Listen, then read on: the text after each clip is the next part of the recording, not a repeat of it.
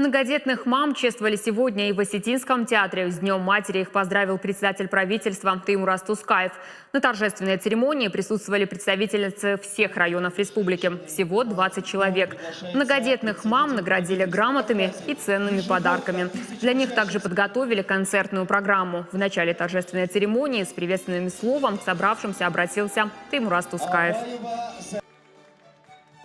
Хочется с этой сцены сказать искренние слова благодарности присутствующим здесь многодетным матерям, всем мамам нашей Северной Осетии за вашу выдержку, за ваш самоотверженный материнский труд.